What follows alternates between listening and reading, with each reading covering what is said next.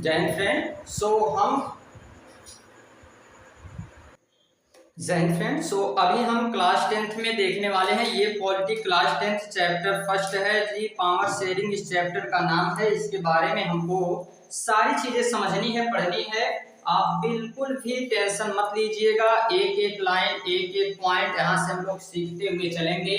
NCERT read between the lines, इसलिए हमने इस पूरे सेशन का नाम ही रखा है कि एनसीईआरटी को हम रीड करेंगे। लेकिन कैसे रीड करेंगे सर? तो रीड करेंगे इनके लाइंस के बीच में भी। अच्छा सर, ऐसा क्या लेकर आए हैं? कुछ भी नहीं, आपको कुछ करना ही नहीं है, बस शांति से हमारे क्लास में बने रहना है और यहाँ से सारी चीजों को हम समझते हुए चलेंगे। आइए, चैप्टर का नाम हमारे पास दिया, बड़ा प्यारा सा है। ये चैप्टर का नाम क्या है सर? तो इस चैप्टर का नाम आपको बताया जा रहा है, वो है सत्ता की साझेदारी। हम देखेंगे पावर शेयरिंग इस चैप्टर का नाम है। ये जो पावर शेयरिंग आपको बताया जा रहा है, इस चैप्टर में आपको बहुत सारी चीजें बताई जाएंगी। अच्छा सर, तो देख लेते हैं कि क्या क्या चीजें यहाँ से आपको बताई जाएंगी, क्या क्या समझना है।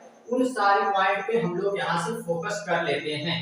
देखिएगा, सत्ता की साझेदारी नाम का ये जो चैप्टर है, इसमें हमें लोकतंत्र के बीच में ये उसके लोकतंत्र के कुछ गुणों को बताने के लिए, जैसे क्लास 9th में पहला चैप्टर ही लोकतंत्र का है ना, तो उसी चीज को यहाँ आगे विस्तृत किया गया है कि हम ऐसे दो देश को लेते हैं, इनका एग्जाम्पल देखते हैं। इन दोनों देशों में किस तरीके से जहां लोकतांत्रिक व्यवस्था, सत्ता का हस्तांतरण किया जाए, उनमें बंटवारा किया जाए, वहां पे कैसी व्यवस्था रहने वाली है, और जहां पर ये सारी चीजें नहीं होती हैं वहां पर कैसी व्यवस्था की जाएगी। तो सत्ता की साझेदारी का मतलब है कि लोगों के बीच में पावर को बांट देना, शक्ति को बांट देना। इसीलिए इस चैप्टर को हमें यहाँ से समझना है। और ये पहला चैप्टर हमें दो ऐसे देशों का एग्जाम्पल देगा। एक देश हमारे पास है बेल्जियम और दूसरा देश हमारे पास है श्रीलंका। तो इन दोनों देशों के बारे में यहाँ पर एग्जाम्पल दिया गया है, इन्हीं के बारे में हमें समझना है। आइए, बिल्कुल हम यहाँ से एकदम बेसिक से एक एक बात को समझते हुए चलेंगे। देखिए, सबसे पहली बात क्या बताई गई कि बेल्जियम जो है जी सर, ये यूरोप का एक छोटा सा देश है। भाई छोटा सा ही रहेगा, इतना बड़ा देश तो है नहीं, छोटा सा ही देश है। तो बेल्जियम जो है यूरोप महाद्वीप में कुल 7 महाद्वीप हैं। उन 7 महाद्वीप में एक जो 6वें नंबर का महाद्वीप है, उस यूरोप महाद्वीप का एक छोटा सा देश है। ठीक है सर, इसी में अगर हम समझेंगे तो इसका जो क्षेत्रफल है, ये क्षेत्रफल हमारे देश का जो हरियाणा राज्य है, इस हरियाणा राज्य से भी छोटा है।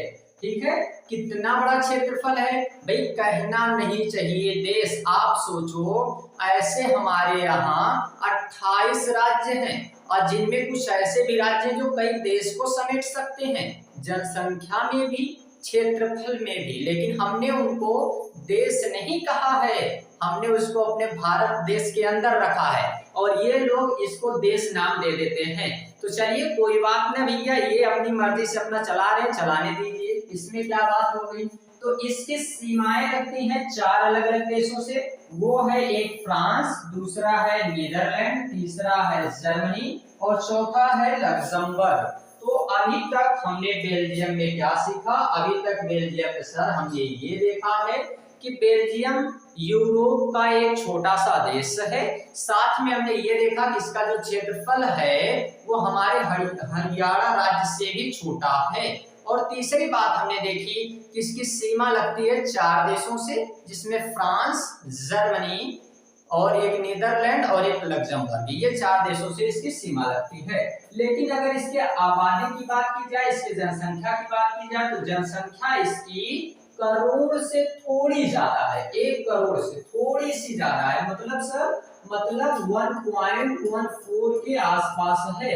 और ये हमारे हरियाणा राज्य की जो जनसंख्या है उससे आधा है। अच्छा सर, मतलब जो हमारे यहाँ की जनसंख्या है हरियाणा राज्य की, उससे आधा है। और ये तो इतनी बात बेसिक बात थी।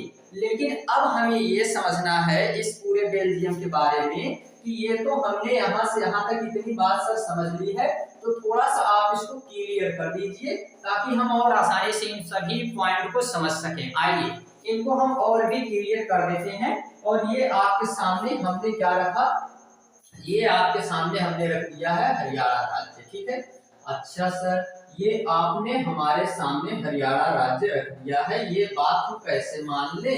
आप हरियाणा राज्य रख के तो दिखाइए, तब तो माने हम।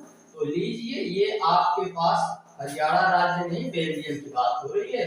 हरियाणा बोला क्या हमने? ओहो, अच्छा, कोई बात ना है। ये समझ लीजिए कि सर आज कुछ दूसरे ही ख्यालों में थे तो भी बोल दिए होंगे, कोई दिक्कत ना है।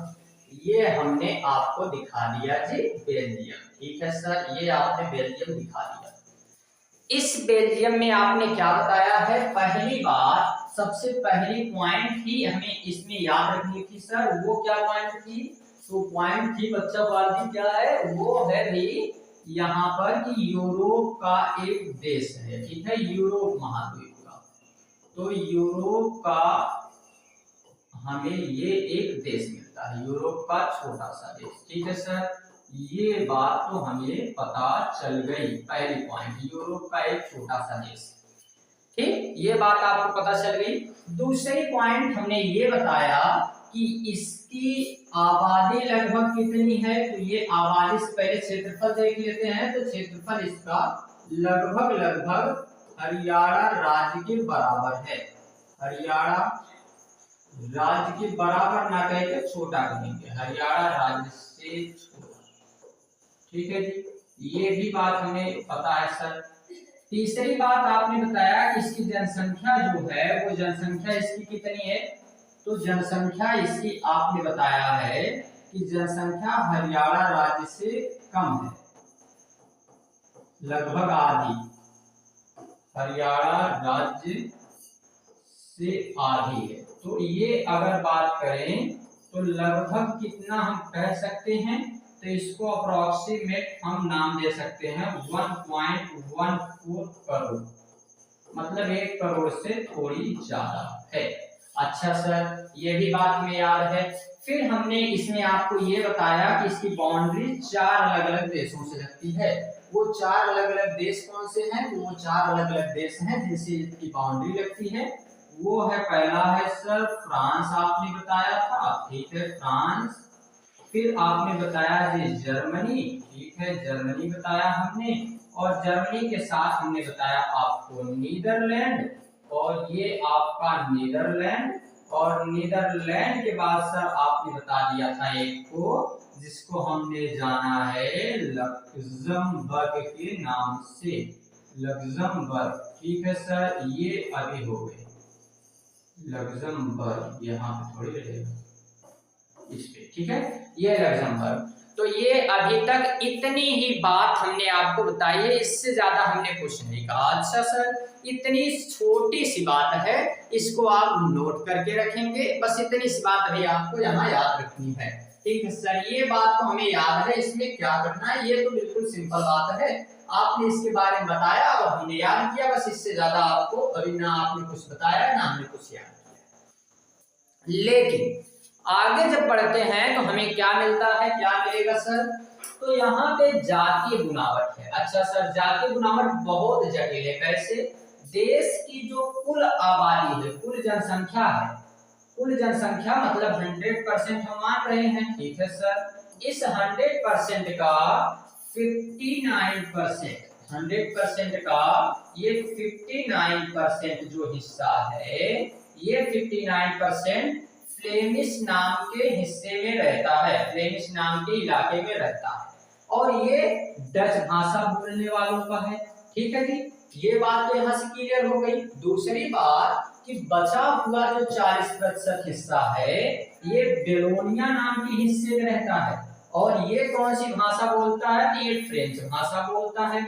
आइए, और 1% जो बचता है वो जर्मन भाषा बोलता है। तो पहले इतनी बात को हम यहाँ समझ लेते हैं। इसमें क्या सर, ये जो पीले कलर का है इसको हम बोलते हैं फ्लेम्स। अच्छा सर, तो इसको हमने क्या नाम दे दिया है? इसको हमने नाम दे दिया जी फ्लेमिश। ठीक है सर, ये आसान बात है। इसको हमने कहा ये है आपके लिए बेलोनिया, ये भी बढ़िया है सर, ये भी तो आसान ही बात है, ये भी हमने देख लिया। ठीक है, और ये जो अभी हमने बताया है कि टोटल हमारे यहाँ की जो पॉपुलेशन है वो 100% हमने माना। ठीक है सर, ये 100% आपने माना। तो इस 100% का मतलब कुल आबादी का ये जो 62% हिस्सा है, 62% हिस्सा ये कहाँ रहेगा? ये रहेगा फ्लेमिश में। 62% हिस्सा कहाँ रहता है? फ्लेमिश में। भाषा कौन सी बोलेगा? ये भाषा बोलता है डच। ये डच भाषा बोलने वाले लोगों का है और 62% हिस्सा है, रहता है फ्लेमिश में। वेलोनिया के उत्तरी भाग को फ्लेमिश कहते हैं। यहाँ 62% लोग रहते हैं और ये डच भाषा बोलते हैं। बात समझ में आई? ठीक है सर। और इसके दक्षिणी भाग को वेलोनिया कहते हैं। वेलोनिया, ये बेल्जियम के उत्तरी भाग को फ्लेमिश और इसके दक्षिणी भाग को वेलोनिया। लेकिन जो वेलोनिया में रहते हैं, हाँ सर, जो वेलोनिया में रहते हैं ये क्या करते हैं? तो वेलोनिया में रहने वाले लोग इस 100% का 40% हिस्सा है। इनका कितना है सर? तो 40% हिस्सा आपने बताया कि इनका हिस्सा कितना है? वो 40% है। दिख रहा है? ये 40% यहाँ लिख देते हैं, क्या प्रॉब्लम है? ये 40% हिस्सा है और ये 40% हिस्सा कौन सी भाषा बोलेगा? तो ये फ्रेंच भाषा बोलने वाले लोगों का है। ठीक है सर, इतनी ही बात आपने बताई है। आपने दो बात बताई। पहली बात आपने बताई वो बात ये है कि जो यहाँ की टोटल पॉपुलेशन है, 100% जो लोग रहते हैं उनमें से 62% लोग ये रहते हैं फ्लेमिश नाम के भाग में। जो पूरे बेल्जियम का उत्तरी भाग है, ऊपर वाला भाग है, उसको फ्लेमिश बोलते हैं। और फ्लेमिश में रहने वाले 62% लोग हैं, पूरी जनसंख्या का 62%। ठीक है सर। लेकिन इसमें से ये जो रहते हैं ये डच भाषा बोलते हैं और कुछ जो 40% हिस्सा है वो वेलोनिया नाम के क्षेत्र में रहते हैं, इसमें रहते हैं और ये फ्रेंच भाषा बोलते हैं। बचा 1% का मामला। वो 1% ना सर जी, क्या वो 1% जो है ना वो यहाँ पे रहते हैं। ये जो ऐसे ये वाला भाग आपको दिख रहा है, ये थोड़ा सा छोटा छोटा ये भाग, ये है 1% लोगों का। और वो 1% लोग कौन है? तो ये 1% लोग आ जाएंगे हमारे पास। वो किस रूप में? 1% लोग आ जाते हैं जर्मन भाषा बोलने वाले। वो सर ये बात थी, हाँ ये बात थी। लिखा तो किताब में ऐसे है कि हम समझ ना पाते हैं। अरे तो इसीलिए तो किताब को क्लियर करने के लिए, उसको आसान बनाने के लिए हम आए हैं। आपको एक एक पॉइंट समझाने का दावा पेश करके जाते हैं, सब कुछ समझा के जाएंगे, इसीलिए हम आए हैं। ठीक है, चलिए आते हैं सर, आगे आते हैं। आगे यहाँ पे क्या देखना है? ये पूरा मामला पूरे बेल्जियम का था। ओ सर ठीक है, लेकिन अब हम बात करते हैं राजधानी का मामला अलग है। अच्छा सर, तो बेल्जियम की राजधानी क्या है? ब्रुसेल्स है। राजधानी नाम याद रखना है, क्वेश्चन आएगा। बेल्जियम की राजधानी ब्रुसेल्स है। बेल्जियम की राजधानी ब्रुसेल्स है। बेल्जियम की राजधानी ब्रुसेल्स है, याद रखना है। क्वेश्चन हर साल आता है, इस बार भी आएगा, ये हमारा दावा है। क्वेश्चन इस बार भी आएगा, इसलिए याद करके जाना है। तो ये बेल्जियम की राजधानी ब्रुसेल्स, यहाँ का मामला उल्टा है। क्या सर? यहाँ जो जनसंख्या राजधानी में तो 100% रहते होंगे ना, मतलब समझो ऐसे। कैसे सर? ऐसे मतलब समझो, ये पूरा हमने मान लिया बेल्जियम। ठीक है सर, ये पूरे बेल्जियम में जितने लोग रह रहे हैं इनको हमने 100% कहा। ठीक है, लेकिन ये बताओ कि इसकी ये जो राजधानी है यहाँ पे, तो ये राजधानी जिसको ब्रुसेल्स हम कह रहे हैं, तो इस राजधानी में भी जितने लोग रहते होंगे उनको हम 100% मान लेते हैं राजधानी के परिप्रेक्ष्य से।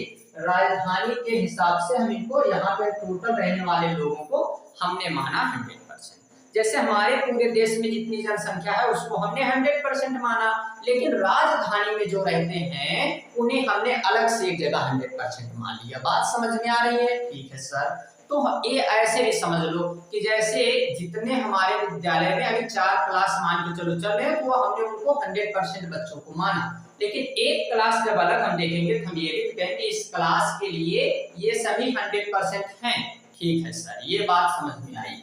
तो राजधानी जो इसकी है इसका मामला अलग है, ये 100% है, इसका मामला अलग है। इसमें से 80% जो 80% लोग हैं और 20%, ये दो भागों में बटा है, 80% और 20% में। अच्छा सर, तो जो 80% हिस्सा है यहाँ का, ये 80% हिस्सा कौन सी भाषा बोलने वाला है और ये 20% हिस्सा कौन सी भाषा बोलने वाला है, ये याद रखना है आपको। अच्छा सर, तो जो पूरे देश में ज्यादा था, अरे सर वो तो पूरे देश में ज्यादा डच भाषा थे, डच भाषा ही थे ना, तो वो यहाँ पे आ जाएंगे यहाँ कम, तो ये डच भाषा यहाँ पे कम हो जाएगा।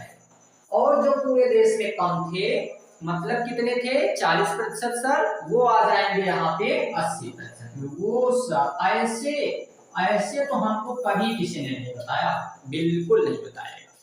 ये बात आपको जिस तरीके से हमने समझाया है, यकीन मानिए भूलेगा नहीं, बस आपका फुल फोकस होना चाहिए, फोकस ऑन द क्लास। अगर आपका फोकस क्लास में है, नींद में आप नहीं हैं, यकीन मानिए आपको सारी चीजें याद रहेंगी। तो इतनी सी बात हमने आपको अभी तक बताई है। इस चैप्टर में हमने ये सारी पॉइंट आपको बताया कि यूरोप छोटा सा देश, हरियाणा राज्य से छोटा, राजधानी इसकी ब्रुसेल्स है, और ये क्या अगर देखते हैं तो 1.14 करोड़ इसकी जनसंख्या है, 4 देशों से सीमा लगती है। यहाँ का मामला देखें तो उत्तरी भाग को फ्लेमिश, दक्षिणी भाग को बेलोनिया कहते हैं। फ्लेमिश में डच भाषा बोलने वाले लोग रहते हैं, ठीक है सर, और यहाँ पे रहने वाले फ्रेंच भाषा रहते हैं, 1% जर्मन मतलब भाषा बोलने वाले, ये सब हमने समझा। इसके बाद हमने आपको ये भी बताया। अब आगे आ जाते हैं, यही चीजें लिखा है, क्या लिखा है सर, यही लिखा है 80% लोग फ्रेंच भाषा बोलते हैं, 20% लोग डच भाषा बोलते हैं, यही चीज राजधानी का लिखा है।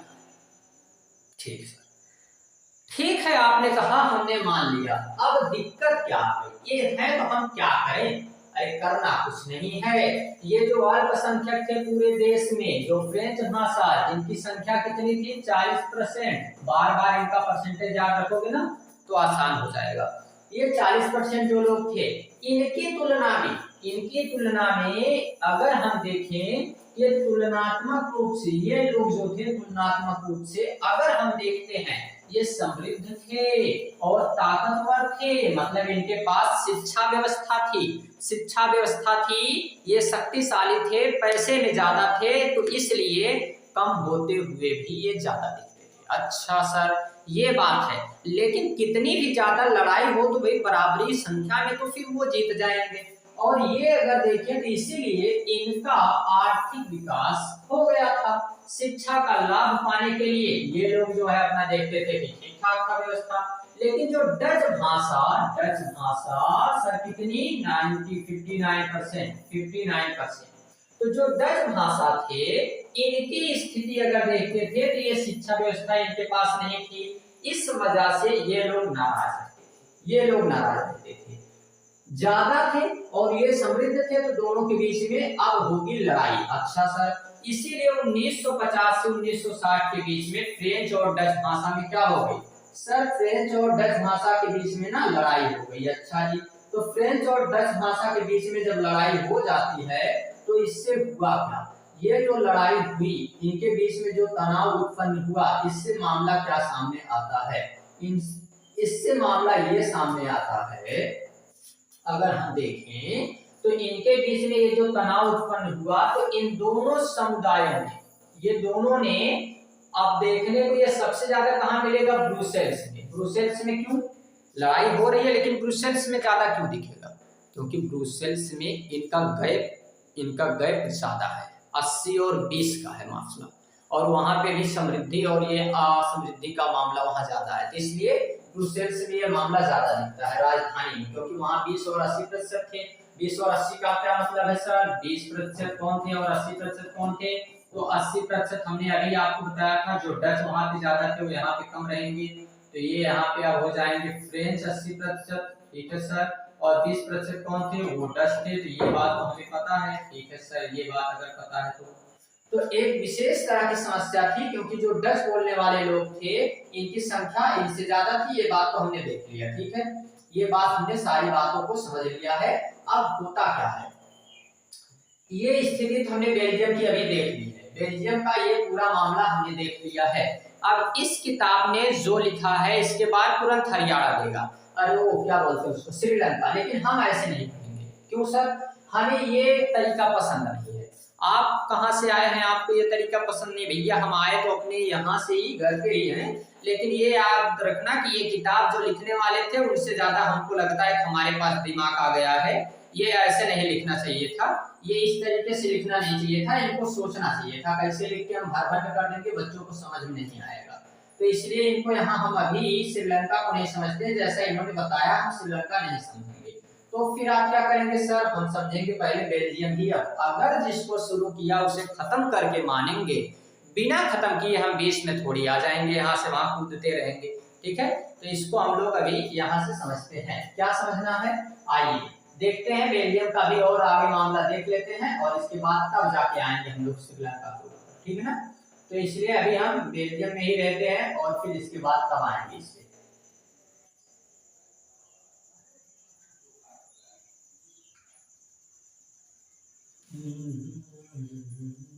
बेल्जियम, आइए बेल्जियम अब करता क्या है, ठीक है सर, लड़ाई हो गई थी वहां 1950 से 1960 के बीच में लड़ाई हो गई थी, ये बात हमने समझ लिया। कहाँ चला गया, एक मिनट, यहाँ तक आपने समझाया था यहाँ तक। तो इसके बाद हम लोग ये खाली एक पेज ले लेते हैं और इसी पे सेट कर लेते हैं अपना ये बेल्जियम का, बेल्जियम की समझदारी वाला, और इसको ऐसा सेटिंग करते हैं कि ये सेट हो जाए। आइए सर, आइए आपको बताते हैं कुछ बातें। वो सर क्या बातें बताएंगे, तो ये बातें बताएंगे।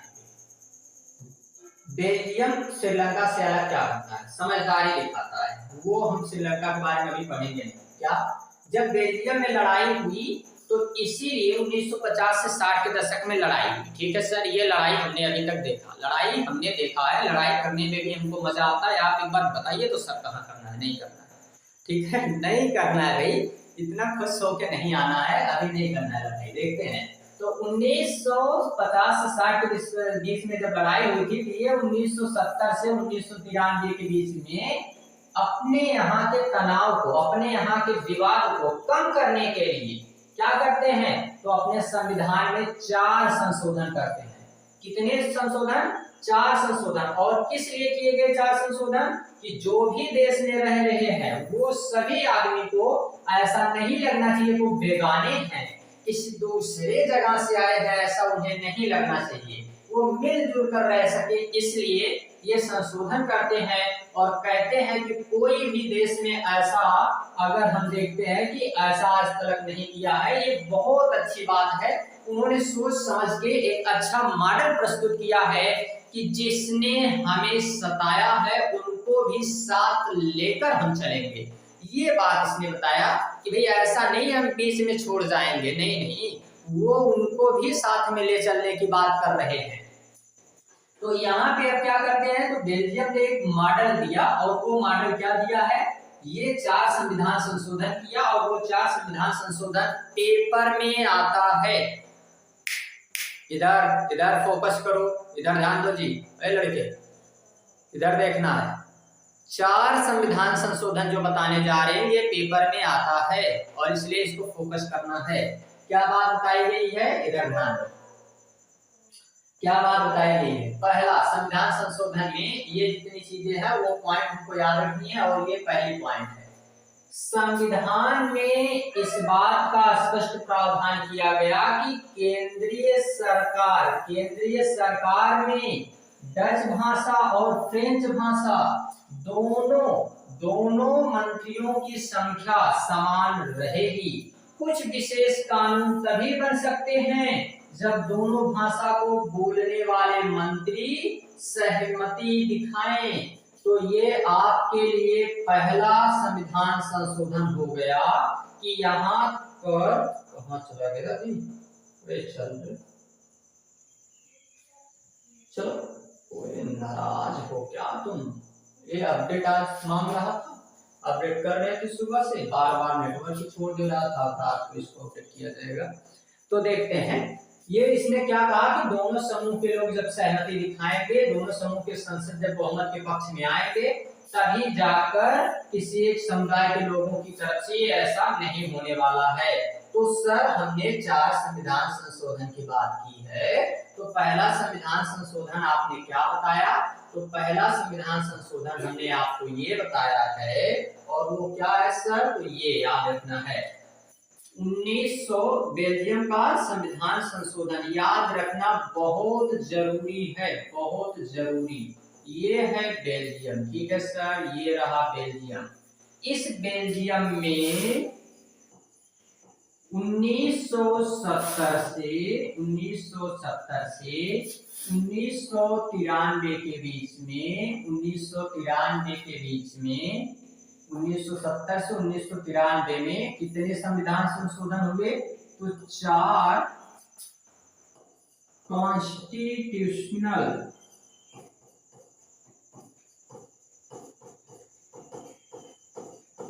अमेंडमेंट किए गए, मतलब संशोधन किए गए। 4 संविधान संशोधन किए गए थे। वो कौन कौन से 4 संविधान संशोधन किए गए थे, आइए फोकस ऑन द बोर्ड। अच्छा सर, तो पहला यहाँ से संविधान संशोधन आपको याद रखना है, और वो क्या था पहला संविधान संशोधन सर, तो पहला संविधान संशोधन आपको याद रखना है, वो क्या है, वो कहता है कि बेल्जियम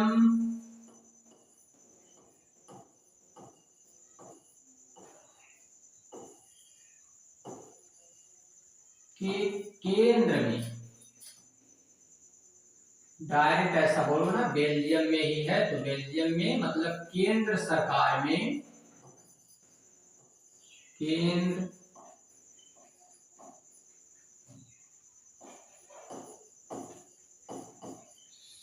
सरकार में दोनों भाषा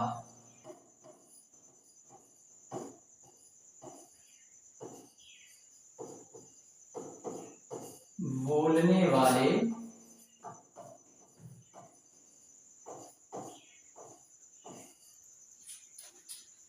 मंत्रियों की संख्या समान रहेगी।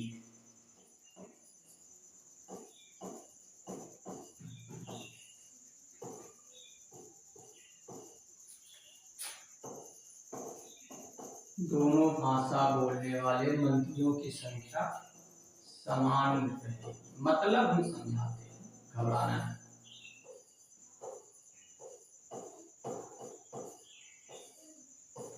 दोनों मंत्रियों को, जो मंत्री डच भाषा बोलने वाले हैं, और जो मंत्री फ्रेंच भाषा बोलने वाले हैं, जो फ्लेमिश से आए हैं, जो बेलोनिया से आए हैं, इन लोगों की संख्या, अगर एक डाटा लेते हैं बस, अगर 50 सांसद होने चाहिए, तो इसमें से 25 डच भाषा बोलने वाले और 25 फ्रेंच भाषा बोलने वाले, ये बात। दूसरी बात, अगर इनका कोई भी निर्णय लिया जाता है, इनका कोई भी मामला आता है कि किसी मुद्दे पे हमें सहमति देनी है, कोई संशोधन करना है, कोई मामला है, तो जब तक इसमें से और इसमें से दोनों से बहुमत नहीं मिलता है, दोनों से बहुमत नहीं मिलता है, तब तक कोई संशोधन नहीं किया जाएगा। बात क्लियर है? तो ये बताई गई कि संख्या समान रहेगी। साथ में ये पॉइंट और इसी में जोड़ा गया कि यदि कोई संशोधन करना है, यदि कोई संशोधन करना है, मतलब कोई भी मामला, ये बताया था ना हमने आपको, यहाँ कहां चले गए, कहां गए तुम, ये बताया ना कि सांसदों का बहुमत उनके पक्ष में, इस प्रकार किसी एक समुदाय के लोगों का एक तरफा फैसला नहीं किया जाएगा, मतलब दोनों बहुमत के पक्ष में रहेंगे तभी। अगर कोई भी ऐसा मतलब संशोधन वगैरह करना है, ये बात जो आपको बताई गई है ये इसी पे बताई गई है, ये आपको कहा गया ना अभी कि ये संख्या समान रहेगी और अगर कुछ विशेष कानून बनाना है तो दोनों भाषा को बोलने वाले लोगों की संख्या क्या रहेगी भैया, यहाँ दोनों को बहुमत चाहिए। तो ये हम इसमें भी याद रखेंगे, यदि कोई विशेष कानून बनाना है, यदि कोई विशेष कानून बनाना है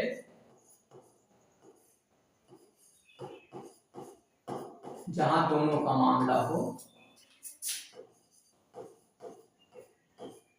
तो दोनों से बहुमत लेना पड़ेगा।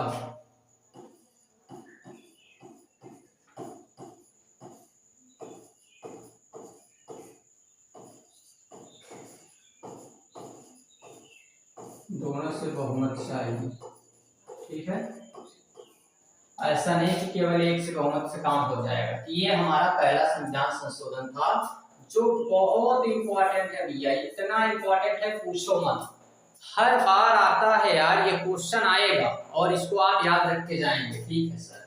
ये हमारा पहला संविधान संशोधन हो गया, ये बात हमने समझ ली, ठीक। ये बात आपने पहला संविधान संशोधन के तहत समझ लिया, ये बात आपको पता चल गई, ये हमें याद है सर। इसमें अब कोई हमें कह नहीं सकता कि पहले संविधान संशोधन में क्या था। तो पहले संविधान संशोधन में बस सिंपल सी बात है, दोनों भाषा को बोलने वाले लोगों की संख्या समान रहेगी और अगर कोई कानून या कोई नया विशेष कानून लाना है, कोई परिवर्तन करना है तो दोनों की सहमति चाहिए। अगर दोनों तैयार हैं तभी जाके हो सकता है, नहीं तो नहीं हो सकता है। ये ऐसे समझिए ना कि जाने दीजिए, वो एग्जाम्पल आपको नहीं ठीक लगेगा। अभी आप छोटे बच्चे हैं इसलिए ये एग्जाम्पल आपको बताना उचित नहीं है, आप बड़े हो जाइए फिर हम आपको एग्जाम्पल बताते हैं। ये दूसरा संविधान संशोधन क्या कहता है सर? कहता है कि केंद्र की सरकार अनेक शक्तियों को देश के 2 इलाकों की क्षेत्रीय सरकारों को बांट देगी, यानी राज्य सरकार केंद्रीय सरकार के अधीन नहीं रहेगी। बस सिंपल सी बात क्या याद रखना है, राज्य सरकारें केंद्र सरकार के अधीन नहीं रहेंगी। आइए आइए आपका यहाँ पे स्वागत है। अच्छा सर, ये तो हमने बस समझाने के लिए लिया था, इसको हटा सकते हैं, हटा दे नहीं सर, इधर रख दीजिए, कोई किसी का मन करे तो देख लेगा, ठीक है। तो हमने क्या कहा कि ये दूसरा हमने संविधान संशोधन यहाँ से क्या देखा है, बस इतनी सी बात सर कि यहाँ पर जो राज्य सरकार है, ठीक है सर, ये राज्य सरकार केंद्र सरकार के अधीन नहीं रहेगी, केंद्र सरकार के अधीन नहीं रहेगी।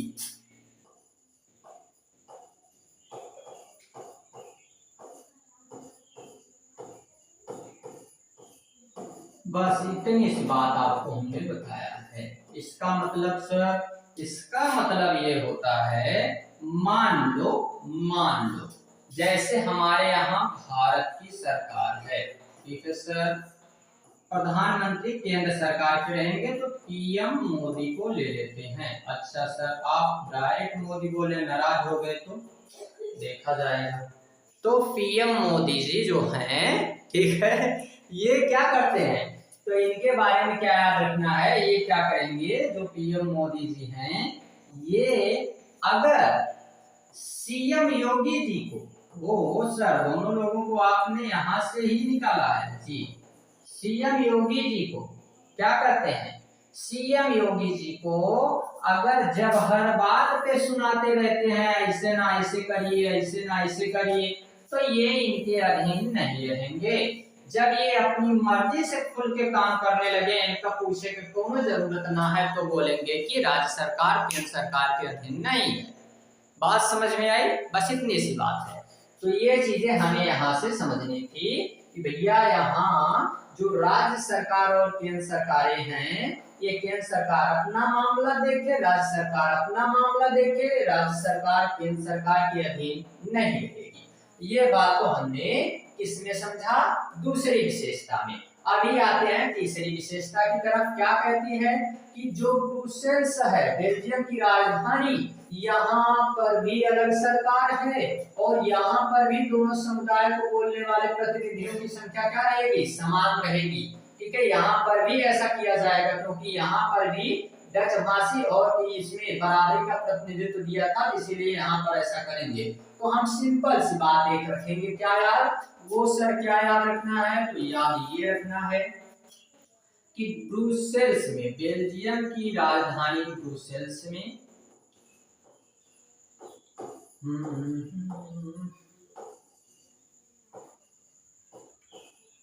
बेल्जियम की राजधानी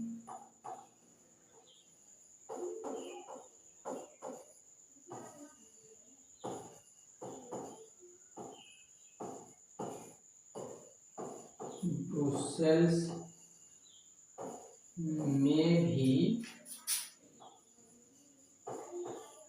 दोनों भाषा को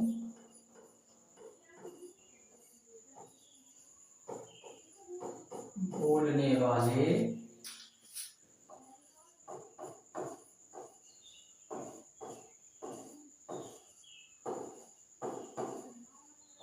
प्रतिनिधियों की संख्या समान है।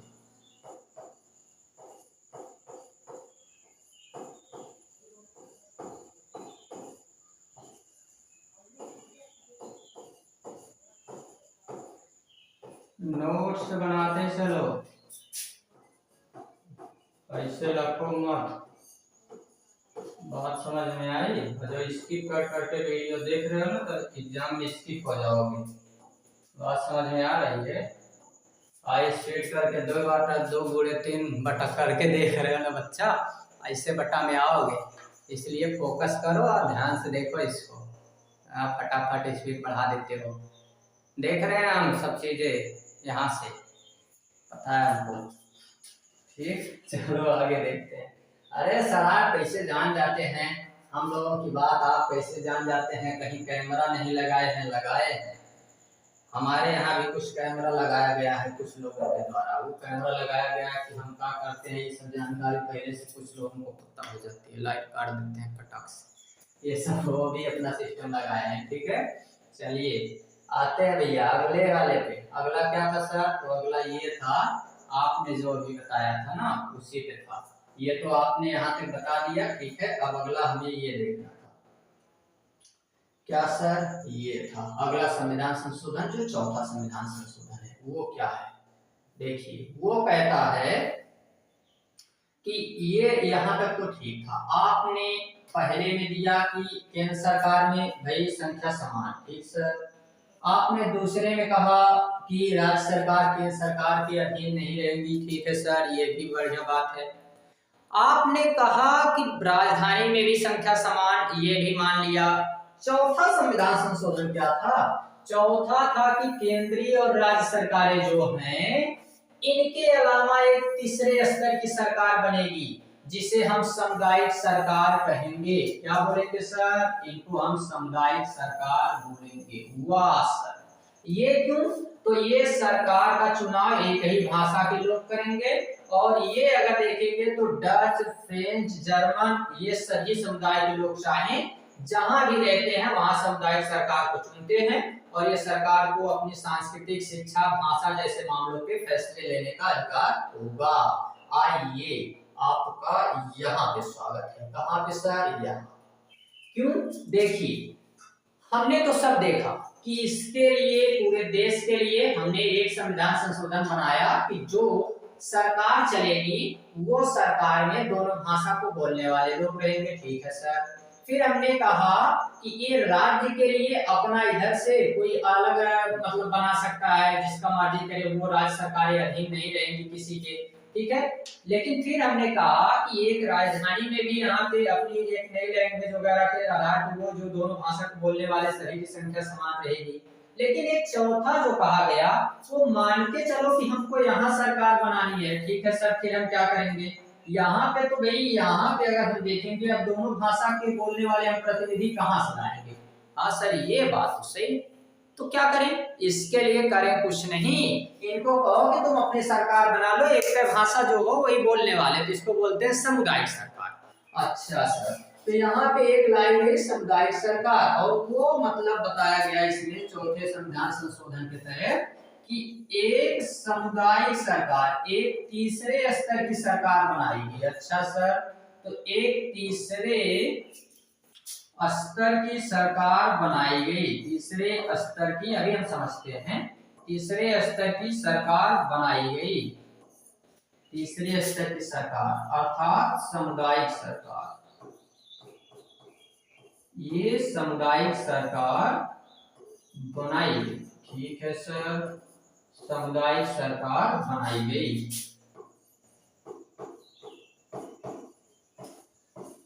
बस इसमें क्या किया गया, इस सामुदायिक सरकार में एक बात बताई गई कि यहाँ एक ही भाषा को बोलने वाले लोग चुनाव कर सकते हैं। तो ये हमने याद रखा कि यहाँ एक ही भाषा को, यहाँ एक ही भाषा को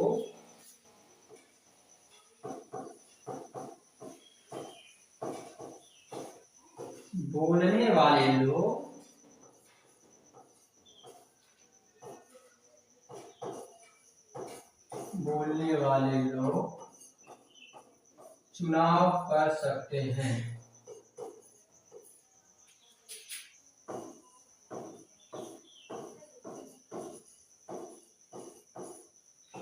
बस ये आपको हमने जो अभी लिख के ये सब छाप के दिया है ना, इतना याद रखना।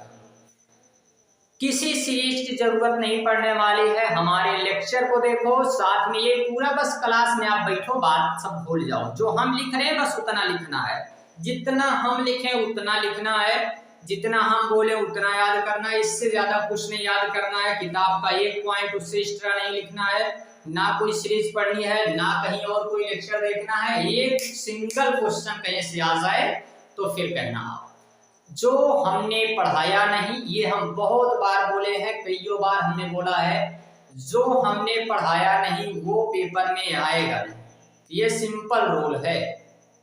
Class 10 social science, class 9 social science, class 11 में जितने सब्जेक्ट है एसएसटी के, क्लास 12 में जितने, ये इतना नहीं, साइंस और मैथ भी अगर हमने पढ़ा के कहा कि भैया इसमें से अब नहीं आएगा तो नहीं आएगा, यार पूछ लो आपकी जहां तक वो ताकत है, नहीं आ सकता।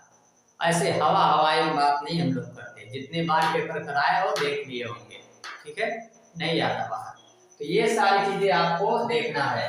तो ये 4 संविधान संशोधन, अब इसी को थोड़ा सा हम समझते हैं सर, कैसे समझते हैं, इधर आओ, ये देखते हैं क्या है, ये यहाँ पे, ये आपको एक बात हम बताते हैं। अच्छा सर, ये बात तो आप बताते हैं, लेकिन ना बात आप जब बताते हैं क्लास में तो कुछ और मामला रहता है, यहाँ आप बताते हैं कुछ और मामला रहता है, यहाँ आप थोड़े से ना कम बोलते हैं, वो बाबू आप नहीं समझोगे, वो आपके अभी समझ में नहीं आएगा, कुछ वक्त का इंतजार है, और बाद हम बोलेंगे तब बताएंगे तुम लोगों को। देखो 3 स्तर की सरकार, क्या सर, ये पहली रहती है जिसको बोलते हैं केंद्र सरकार, यहाँ पे, ठीक है, ये सरकार 3 स्तर की, ये केंद्र सरकार हो गई, ठीक है सर। ये हो गई हमारे पास राज्य सरकार। अच्छा सर, ये क्या हो गई, ये हो गई आपकी राज्य सरकार, ठीक है। ये क्या हो गई, सामुदायिक सरकार, मतलब जो तीसरे स्तर की। वाह सर, यही बनाने की बात हो रही थी का, जी बिल्कुल, यही बनाने की बात हो रही थी, यही चीजें आपको बताई गई थी, और यही चीजों के बारे में यहाँ से बताने के बाद बारे में चर्चा हो रही थी, बात समझ में आ रही है। यही चीजें यहाँ पे आपको कही जा रही थी, बस यही चीजों के बारे में आपको समझना था और यही आपको सुनना था, इससे ज्यादा ना आपको कुछ सुनने की जरूरत है और ना आपको कुछ समझने की जरूरत है। क्या सर, आप क्या प्लान बना रहे हैं, प्लान हम ये सोच रहे हैं कि ऐसे ही क्लास को चलने देते हैं, बढ़िया मजे से क्लास चलने देते हैं हम लोग।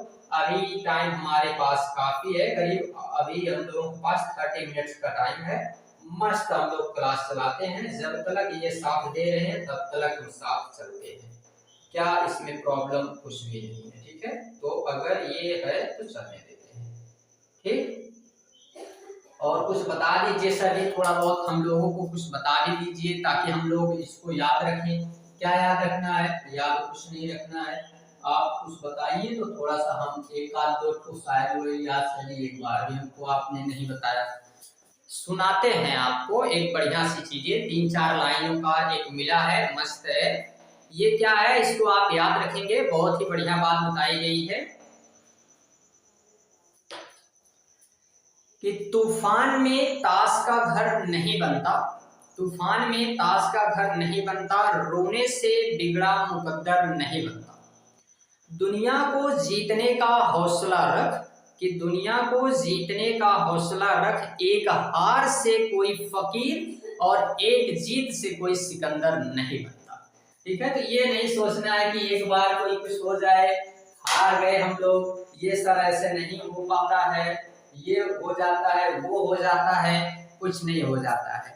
एक बार अगर हार गए तो कोई बात नहीं, हार के बाद आप उठ खड़े हुए कि नहीं ये मायने रखता है। और अगर आप हार के बाद भी फिर से उठ खड़े हुए हैं, फिर तुमसे बड़ा कोई भी योद्धा नहीं है। और हार अगर हो रही है तो बड़ी अच्छी बात है यार, फिर से आपका परीक्षण किया जा रहा है। आप सोचो ना उस सिकंदर के बारे में, वो कितना देश जीत के आया, भारत से लौट गया, भारत से हार के चला गया, मतलब लड़ाई नहीं किया, चला गया। और नॉर्मल एक बुखार के कारण, मतलब ज्वर बीमारी होती है, उससे सोचो बुखार, नॉर्मल बुखार होता है, उससे वो चला गया, खत्म। ठीक है, तो ऐसे मतलब थोड़ी होता है कि एक बार आप हार गए तो फिर वो, जब हार निश्चित हो, पता है आपको कि हार निश्चित है सर, ये कई लोग हमको भी ऐसे बोलते रहते हैं कि मतलब कर रहे हैं, ये बना रहे हैं यूट्यूब पे वीडियो। अभी 2-4 दिन पहले भी एक सर हैं हमारे बड़े साथी भी हैं, साथ भी रहते हैं, और कभी कभी मार देते हैं, मतलब बोल देते हैं कभी कभी ताना वाना, तो कह रहे हैं अरे ये बना रहे हैं, इससे कुछ होने वाला है नहीं, इसको मत बनाइए, झूठे समय बर्बाद कर रहे हैं। हमने कहा ये समय नहीं बर्बाद कर रहे हैं, ये इसका हिसाब होगा, बट अभी नहीं होने वाला है। वो जानते हैं कि मतलब जब जीत अगर निश्चित हो तो युद्ध में कोई भी उतर सकता है, और हम लोग कर्ण की तरह हैं, हार निश्चित होने पर भी युद्ध को छोड़ने वाले नहीं है। हार अगर निश्चित हो, कोई कह दे कि आप बिल्कुल कभी नहीं ये कर पाएंगे, लेकिन फिर भी एक का मजाल है कि हम पीछे हट जाए ना, हमने ठान लिया है बनाने के लिए, करने के लिए, पढ़ाने के लिए, हम पढ़ाएंगे, जो होगा वो बाद में देखा जाएगा।